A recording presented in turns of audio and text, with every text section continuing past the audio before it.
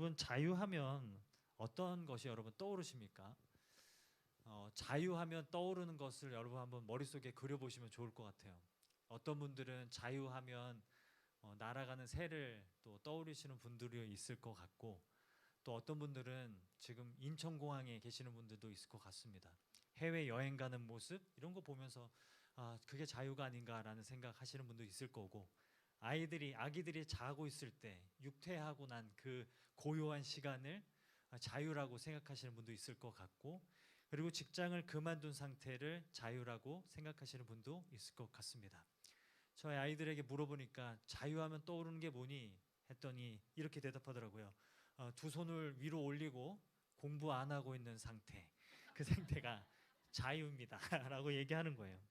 여러분은 자유하면 어떤 것들이 떠오르십니까? 우리는 살면서 이런저런 삶의 크고 작은 자유를 경험하며 살아갑니다. 그래서 우리는 우리의 삶 속에서 그 자유를 더 갈망하기도 하고, 또는 때로는 내가 자유가 없고 내 인생에 여전히 억압이 많다라고 느껴질 때도 많은 것이죠. 여러분, 국어사전에서 자유라는 것이 무엇인가를 보면 자유라는 것은 어떤 것에도 얽매이지 않은 상태, 그래서 모든 것을 다 내 맘대로 할 수 있는 상태를 자유라고 그렇게 이야기합니다. 그런데 여러분, 그게 가능할까요? 여러분, 모든 것 다 내 맘대로 하고 아무 것에도 얽매이지 않은 상태, 그렇게 될 수 있는 건 신만이 그렇게 될 수 있습니다. 하나님만이 그렇게 되실 수 있습니다. 여러분, 우리가 마음대로 아무 것에도 어떤 것에도 얽매이지 않은 그런 상태가 되려면 방법이 없습니다.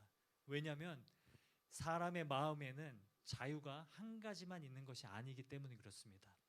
여러 가지 수많은 자유들이 우리 마음 가운데 있기 때문에, 우리의 삶에 있기 때문에 우리는 항상 자유를 선택해야만 합니다. 자유와 자유가 충돌될 때가 굉장히 많다라는 것이죠. 여러분, 카페에 갔다고 쳐봅시다. 메뉴를 선택할 때도 우리는 자유와 자유가 충돌하는 것을 경험합니다. 아이스 아메리카노를 마실까 아이스 라떼를 마실까, 그 순간조차도 자유와 자유가 충돌하는 거죠. 둘 다 자유예요. 두 가지 자유가 충돌하니까 우리는 한 자유를 포기하고 한 자유를 선택하게 되더라라는 것이죠. 다이어트를 여러분 생각해 보세요. 다이어트 할 때도 마찬가지잖아요.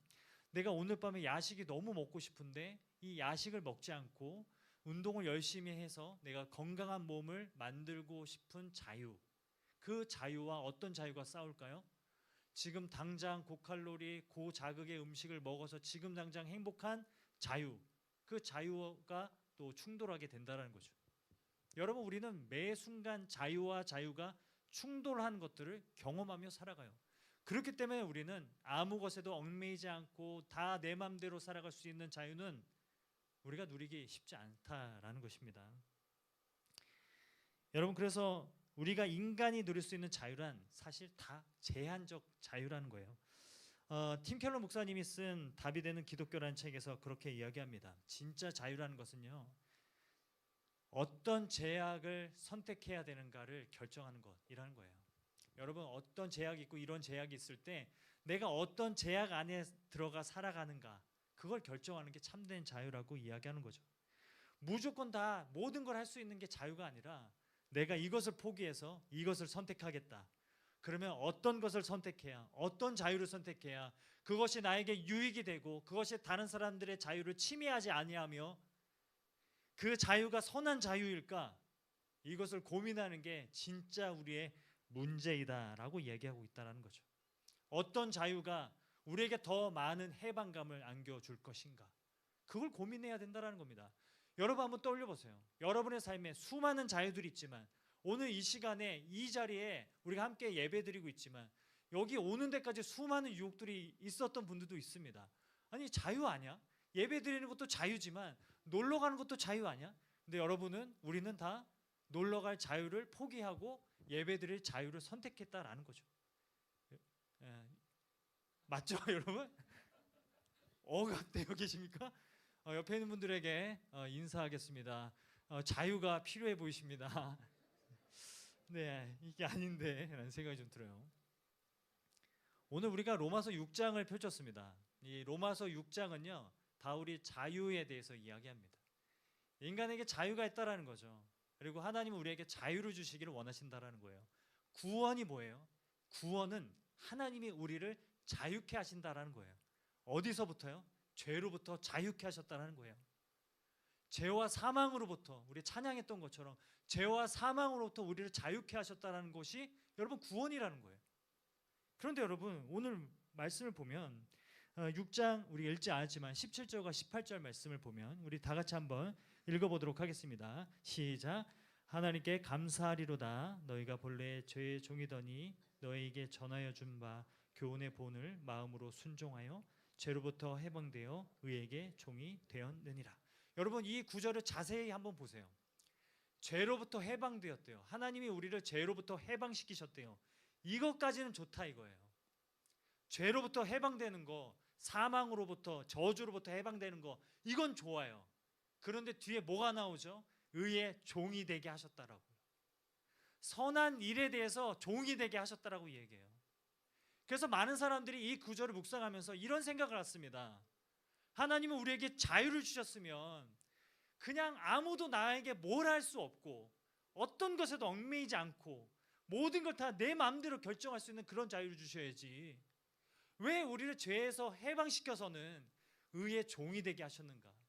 선한 일에 종이 되게 하셨는가? 노예가 되게 하셨는가? 너무 잔인한 거 아닌가? 라는 생각을 하는 분들이 많다라는 것이죠. 여러분 하나님이 우리를 죄에서 해방되어서 의에게 종이 되게 하신 이유가 무엇인가? 그것은요, 자유는 해방만을 의미하는 것이 아니라 삶의 주도권을 회복하는 것이기 때문입니다. 여러분 자유라는 것은요, 그냥 어디서부터 나오는 해방만을 의미하는 것이 아니라 내 삶의 주도권을 가지고 내가 무엇을 위해서 살아가는 상태, 그 상태가 자유이기 때문에 그렇다는 거죠. 하나님은 우리를 죄에서 해방시켜 주셨습니다. 그 상태에 머무는 것이 아니라 우리를 의를 위해 살아가고 선한 일을 위해 살아가도록 우리를 부르신 줄을 믿습니다. 이것이 우리의 삶에 하나님이 부어주시는 자유라는 것이죠. 여러분 이 영화 보셨나요? 광복절 특사. 굉장히 전설적인 옛날 영화이기도 하지만 설경구 차승원 주연의 광복절 특사. 이 영화를 보면요 어떤 내용이냐면 감옥에서 이제 탈출하려고 해요. 두 사람이 이제 감옥에 죄수로 이제 갇혀 있는데 감옥에서 탈출하려고 차승원이 숟가락 하나로 몇 년 동안 땅을 파가지고 그 굴을 만들어내서 두 사람이 이제 그 굴을 타고 이제 탈출을 하게 됩니다. 그런데 탈출해서 보니까 다음 날이 광복절인데 광복절 특사로 자기 두 사람이 이제 풀려난다라는 것을 알게 되는 거죠. 그래서 이래서는 안 되겠다 싶어가지고 다시 어떻게 하면 감옥으로 들어갈 수 있을까? 감옥으로 다시 들어가는 이야기가 광복절 특사 이야기인데 제가 영화를 보면서 재밌었던 것이 뭐냐면 열심히 땅을 파가지고 숟가락으로 땅을 파가지고 마침내 이제 탈출을 했어요. 추록을 했는데 이 설경구가 차승원에게 얘기하는 거예요. 넌 이제 어떻게 살래? 라고 물어보는 거예요. 근데 차승원이 뭐라고 대답하냐면 몰라. 계획이 없는데? 이렇게 얘기하는 거예요. 그러면 왜 여태까지 그렇게 힘들게 땅을 팠어? 라고 얘기했더니 모르겠어 라고 대답하는 장면이 굉장히 인상적이었습니다. 그냥 빵이나 많이 먹고 싶어. 그냥 도넛 많이 먹고 싶어서 나왔어. 이렇게 얘기하는 장면이 굉장히 인상적이었다는 거예요. 여러분 어쩌면 우리가 원하는 자유가 이런 모습이 아닐까 하는 생각을 해봤어요. 우리가 원하는 자유는요 어쩌면 주도권을 회복하는 데 있지 않고 그냥 해방만을 원하는 것 같아요. 그러니까 이런 거죠. 나 좀 내버려둬. 내 마음대로 하기 좀 내버려둬. 어떤 사람도 나한테 뭐라고 하지 마. 좀 내버려둬 좀 제발. 이런 해방의 상태만을 원하지 내 삶의 주도권을 회복하고 뭔가 의를 위해서 선한 일을 위해서 살아가는 상태를 원하지는 않을 수 있다라는 것입니다. 작년에 제가 인용했었던 책이 있는데요. 편안함의 습격이라는 책이 있습니다.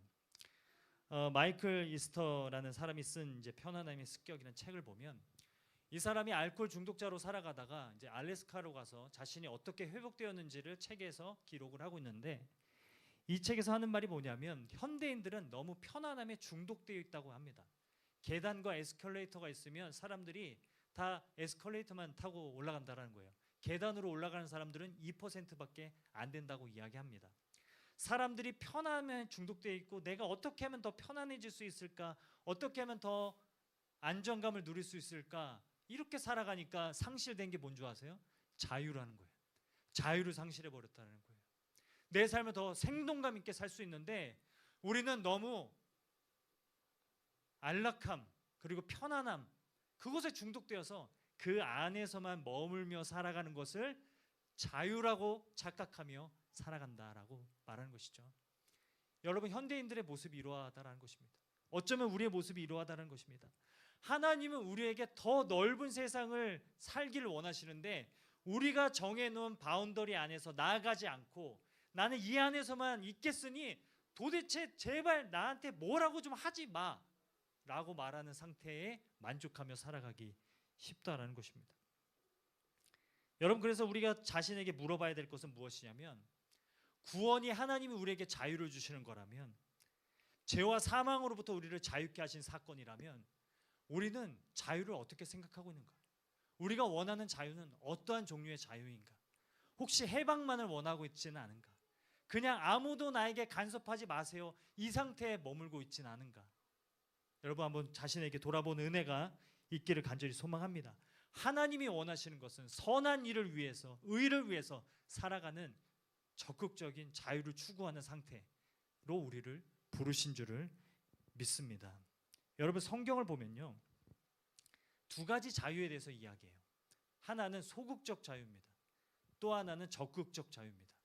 소극적 자유라는 것은 어디서부터 이렇게 나오는 것을 소극적 자유라고 합니다. 그런데 적극적 자유는 무엇이냐면 무엇을 위해 살아가는 자유입니다. 그래서 여러분, 우리가 하나님 안에서 부어지는 자유는 어디로부터 나오는 자유일 뿐만 아니라 우리가 무엇을 위해서 살아가야 하는가, 우리가 어떤 목적을 가지고 살아가야 되는가, 우리가 누구를 위해서 살아가야 되는가, 무엇을 위한 자유인가를 물어봐야 한다는 것이죠. 여러분, 이 그림이 뭘까요? 민들레 씨앗이죠. 불고 싶어지죠. 후 불면 어떻게 되죠? 씨앗이 이렇게 공중으로 이제 떠다니게 되죠. 씨앗이 공중으로 떠다니는 상태, 줄기를 떠난 그 상태를 여러분 뭐라고 불러요? 소극적 자유야. 그런데 하나님은 우리의 삶에 이러한 소극적 자유만을 원하시는 게 아니라는 거죠. 민들레 씨앗도 그냥 공중에 떠다니기 위해서 존재하는 게 아니라는 겁니다. 민들레 씨앗의 존재의 의미는 뭐죠? 땅에 내려져서 뿌리를 내리고 열매를 맺으며 살아가는 것, 그것이 민들레 씨앗의 존재의 의미라는 것입니다. 마찬가지로 하나님은 우리가 이렇게 살아가기를 원하신다라는 거예요.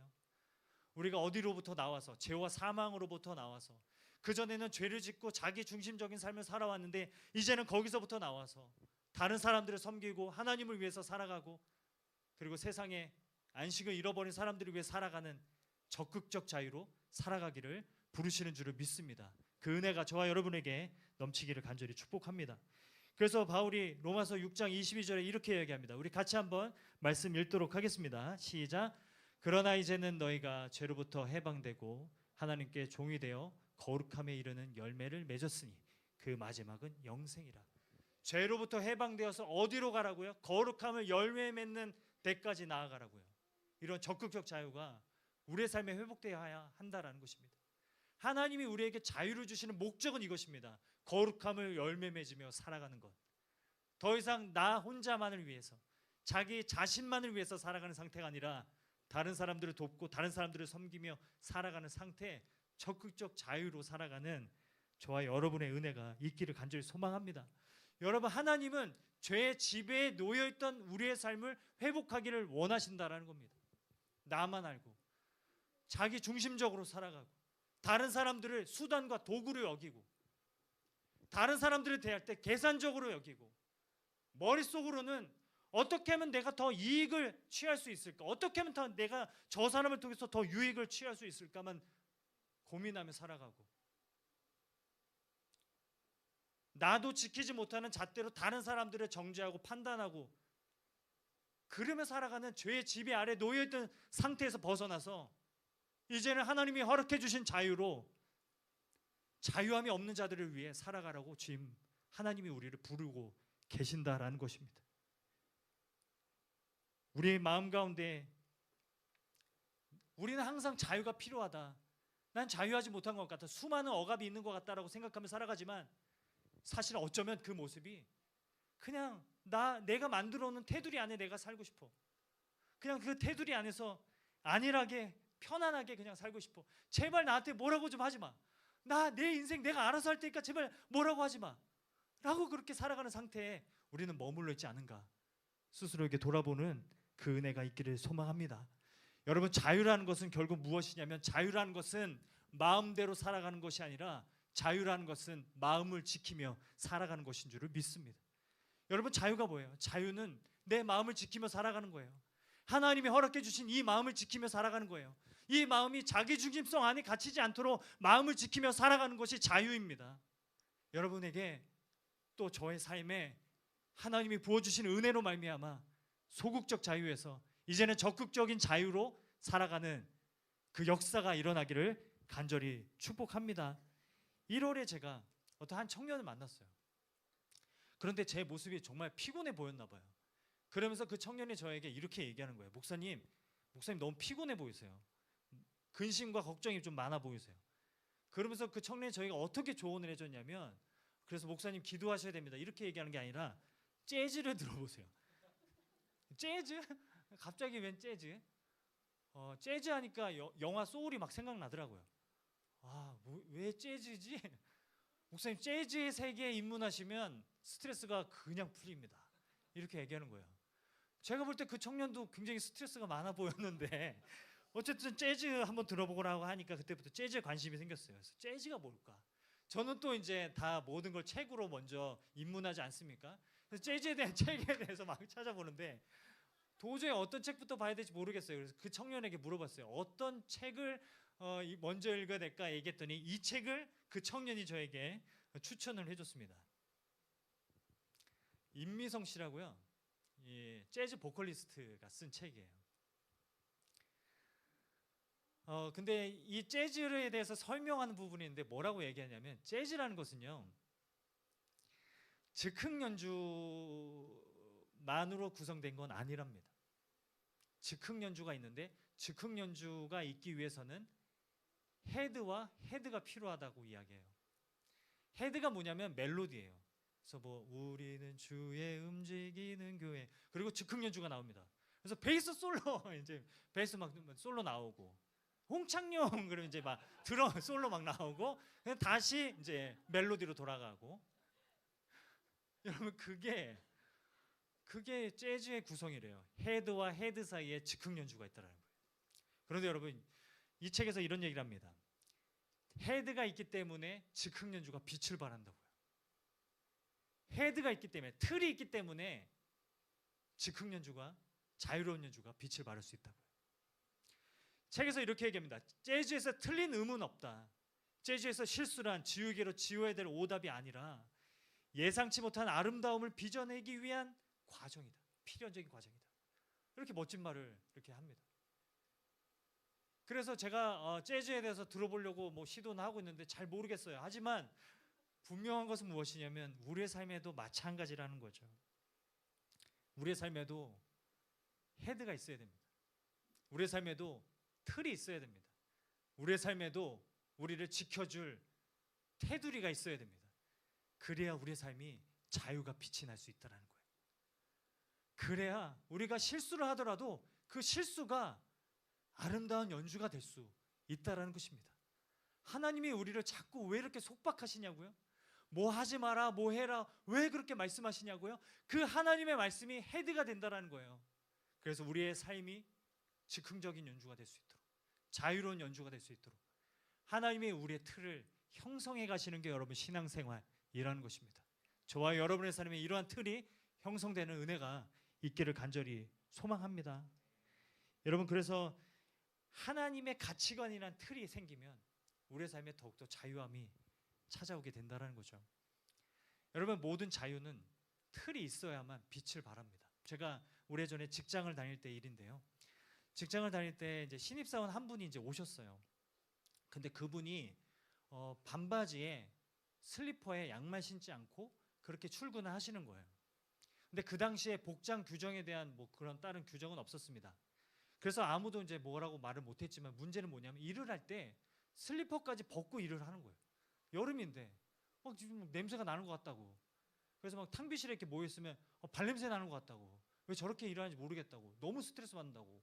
사람들이 막 수근수근 뭐 그러는 거예요. 근데 그 사실을 알게 된 그때 당시에 팀장님이 회의 때 그렇게 얘기하는 거예요. 자, 우리 슬리퍼를 공구하자. 누구누구 씨가 슬리퍼 신고 그렇게 일하시는 모습을 보니까 시원해 보인다. 우리도 슬리퍼를 다 공구해서 일할 때는 슬리퍼로 갈아 신고 일을 하자. 그렇게 틀을 딱 정해주니까 그 자유함이 빛을 발하기 시작했습니다. 너도 나도 다 이제 신발 벗고 양말 벗고 이제 일을 하게 되었다는 거죠. 우리의 삶에 틀이 필요합니다. 여러분, 우리가 자유함을 누리기 위해서는 우리를 보호해줄 틀이 필요하고 말씀이 필요하고 가치관이 필요하다는 거예요. 그래서 우리가 말씀을 묵상하며 살아가야 하는 것이고 이렇게 말씀을 배우고 말씀 속에서 살아가야 하는 줄 믿습니다. 우리는 예수 그리스도 안에 살아가고 있습니다. 예수 그리스도께서 우리의 헤드가 되시고 예수 그리스도께서 우리의 틀이 되시기 때문에 그리스도 안에서 우리는 자유하며 살아가게 되는 줄을 믿습니다. 그 은혜가 저와 여러분에게 넘치기를 간절히 소망합니다. 그래서 바울은 갈라디아서에서 이렇게 얘기합니다. 우리 이 말씀도 같이 한번 읽어보도록 하겠습니다. 함께 읽겠습니다. 시작. 형제들아, 너희가 자유를 위하여 부르심을 입었으나 그러나 그 자유로 육체의 길을 삼지 말고 오직 사랑으로 서로 종노릇 하라. 자유를 사용하라는 것입니다. 그 자유를 가지고 죄를 짓는 데 사용하지 말고 그 자유를 가지고 다른 사람들을 섬기는 데 사용하라는 것입니다. 하나님이 우리를 죄와 사망에서 자유케 해주셨으니 이제는 그 자유를 가지고 다른 사람들을 섬기는 데 사용하며 살아가라고 말씀하고 있다는 것이죠. 이것이 여러분 적극적인 자유의 삶이라는 것입니다. 여러분, 이런 적극적인 삶을 살아가는 저와 여러분 모두가 되기를 간절히 소망합니다. 몇 주 전에 저와 오랫동안 같이 사역을 했던 송지수 목사님이라는 분이 계세요. 그 송지수 목사님이 저희 집에 놀러 오셨어요. 월요일이었는데 점심에 이제 다른 식당에서 식사를 같이 하고 이제 집에 가려고 하니까 혹시 집에 같이 가도 되냐고 그렇게 말씀하시는 거예요. 그래서 뭐 집에 와도 된다라고 해서 이제 그 송지수 목사님 가족들이 이제 저희 집에 오게 된 거죠. 그런데 이제 저녁이 다 되어 가는데 안 가시는 거예요. 네, 그래서 제가 말씀을 드렸죠. 저 오늘 월요일인데 강남에서 모임이 있어서 지금 나가야 된다. 지금 나가야 되니까 같이 뭐 내려가실까요? 했더니 목사님 가세요. 저희들 더 이따 갈게요. 이렇게 얘기하시는 거예요. 굉장히 자유로운 영혼이구나 라는 생각을 했어요. 잘 다녀오세요. 그리고 막 가족들이 막 반갑게 저를 이제 마중 나오시는 거예요. 그래서 제가 이제 강남 모임에 갔죠. 그리고 밤늦게 도착해서 아이들에게 물어봤습니다. 너무 궁금해서. 송지수 목사님은 언제 가셨어? 그랬더니 굉장히 늦게 가셨다는 거예요. 그러면서 아이들이 하는 얘기가 송지수 목사님이랑 편의점 가서 컵라면이랑 핫바도 사 먹었다 그렇게 얘기를 하는 거예요. 아이들이. 송지수 목사님이 사주신 거야? 라고 얘기했더니 아니요, 저희가 사드렸는데요? 라고 얘기하는 거예요. 엄마가 카드를 주면서 자, 이거 너희 마음대로 사 먹어 라고 준 카드를 가지고 저희 둘째 건민이는 송지수 목사님이 계산 못하게 막고 몸으로 막고 그리고 막내 소민이는 카드를 꽂아서 계산을 했다는 거예요. 컵라면 3개와 핫바를 계산했다라는 거예요. 저 그 모습을 떠올려 보면서 적극적 자유다. 여러분, 이게 적극적 자유인 줄 믿습니다. 근데 아들이 저에게 그런 얘기를 하는 거예요. 근데 아빠 이상한 게 있었어. 뭐? 송지수 목사님을 맡고 있는데 충분히 자기를 밀 수 있을 것 같은데 굉장히 막 웃으면서 내가 계산할게 이러면서 안 밀리는 것처럼 연기하시는 것 같았어. 그래서 제가 한 번 더 떠올렸습니다. 아이들의 적극적 자유가 송지수 목사님의 소극적 자유를 이겼습니다. 여러분, 우리가 이렇게 살아가야 한다는 거죠. 여러분, 하나님이 우리를 이러한 부르심 가운데 두셨다는 것입니다. 적극적 자유로 살아가는 것. 하나님이 우리에게 주신 자유를 가지고 다른 사람들을 자유케 하고 컵라면과 핫바가 필요한 사람들에게 자유함을 선물해 줄 수 있는 그런 삶을 살아가는 저와 여러분 모두가 되기를 간절히 소망합니다. 옆에 있는 사람들 손을 꽉 잡고요, 적극적 자유를 살아가세요라고 여러분 권면해 주시기 바랍니다. 여러분, 이게 신앙생활이라는 거예요. 신앙생활이란 소극적 자유에 머물러 있지 않고 적극적 자유로 나아가는 것, 그것을 배워가는 과정, 그것을 훈련하는 과정. 그래서 우리가 기도할 때도 하나님, 소극적 자유에 머물러 있지 않고 하나님 내게 성령의 은혜를 부어주셔서 내가 이 테두리를 넘어서서, 이 울타리를 넘어서서 다른 사람들을 섬기는 데까지 나아가는 적극적인 자유로 살아가게 하여 주옵소서. 이렇게 기도하며 나아가는 것이 여러분 신앙이라는 것입니다. 기독교는 이것을 신앙이라고 이야기하고 있다는 거예요. 그래서 여러분, 예수님께서 이렇게 말씀하시죠.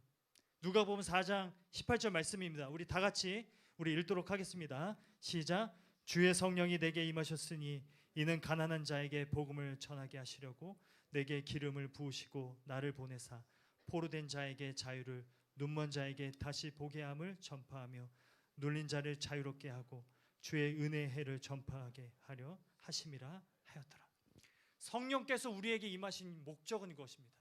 우리로 하여금 그 자유를 가지고 자유롭지 못한 사람들에게 다가가서 자유를 선포하는 삶을 살아가라고 말씀하셨다는 것입니다. 복음을 통하여서 억눌린 자들을 자유롭게 하고 그들을 묶고 있고 그들을 얽매고 있는 모든 죄와 사망과 저주로부터 그들을 풀어주는 삶을 살아가는 것, 이게 여러분 우리에게 주신 부르심이고 사명인 줄 믿습니다.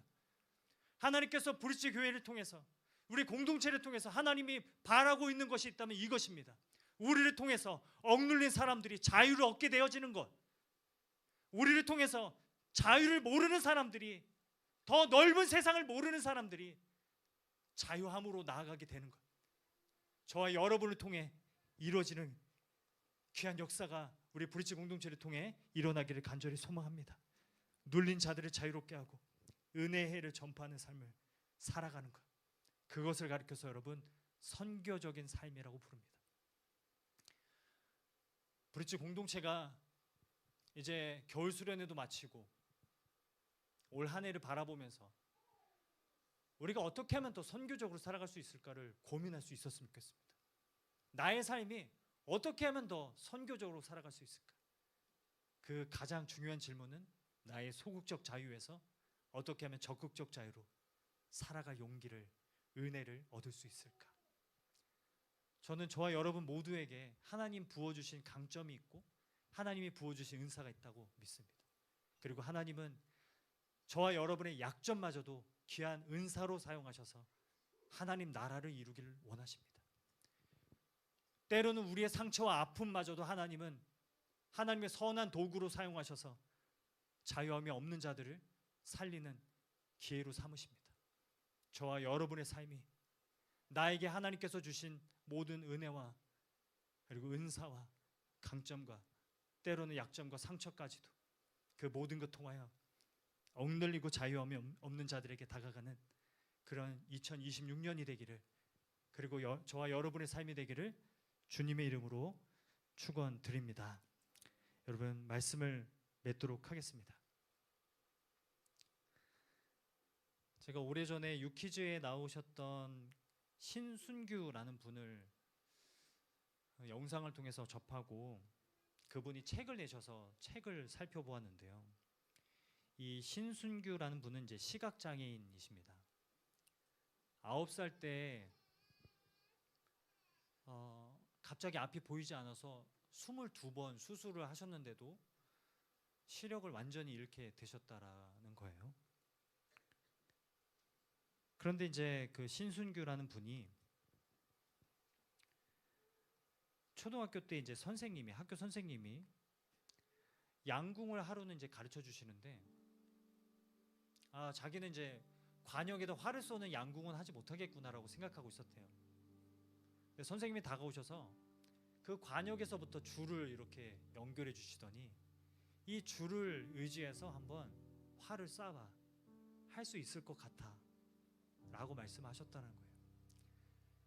그러면서 신순규님에게 어떤 얘기를 해주셨냐면, 양궁은 손의 감각을 제어하는 일이지 눈의 감각을 제어하는 일이 아니다. 앞으로도 너의 삶에 이러한 일이 있을 때마다 방법을 찾아보자 라고 말씀하셨대요. 그래서 그때부터 이분은 어떤 난관이 있을 때마다 방법을 찾아보자, 그것을 떠올렸대요. 초등학교 때 선생님의 그 한마디가 이분에게 등불이 되어서 어두운 그의 삶 가운데서도 언제나 빛이 되었고, 어둠 속에서도 어둠을 가로지르는 빛이 되어서 살아갈 수 있게 되었다라고 이야기합니다.